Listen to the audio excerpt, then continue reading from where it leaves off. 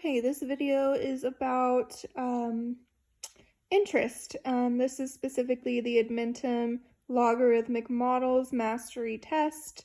This is number 4. In this one, we have an equation that it gives us for solving for interest rate when we're talking about investing money.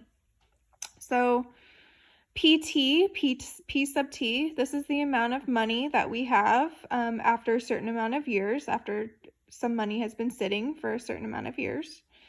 P sub 0 is the initial amount that we invested, so the initial amount that we put in the bank, right? R is our interest rate.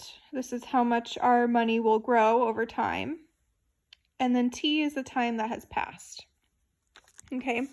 So in our equation, we have PT is equal to the initial amount times our E to the RT. Remember, E has to do with natural logarithms. So what I'm going to do, this is this particular problem has you use this equation for several different scenarios with different amounts of money and rates and whatnot.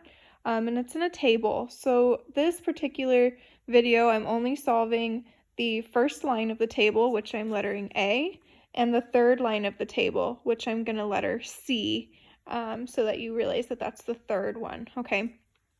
So in the first line, it gives us some information.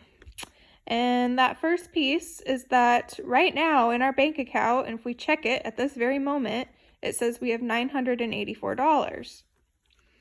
Initially, we know that we put in $800 5 years ago, okay? And it's just been sitting there, and that's how much we have now.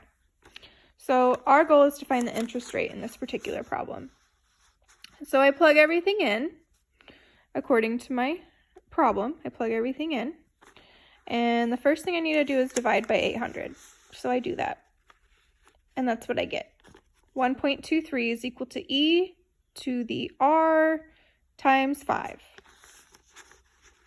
Next thing that we have to do is employ our natural logarithm. So natural logarithm gets rid of an E and vice versa here. So we need to take the natural log of both sides like we would for anything else we would do in an equation. Okay. On the left side, we just plug this into our calculator, ln of 1.23. On the right side, we don't have to do anything. It cancels out. So we're left with R times 5. All right. So on the left, my calculator, I got 0.207. And on the right, all I did was take that exponent down, and that's what this is equal to. Okay. Next, you just divide by 5. And you get R is equal to 0.042, but you cannot plug it in that way because R is an interest rate. A rate is determined in terms of percentage. So what we have to do is take our decimal and move it 1, 2 over. That's your answer, 4.2%. Okay.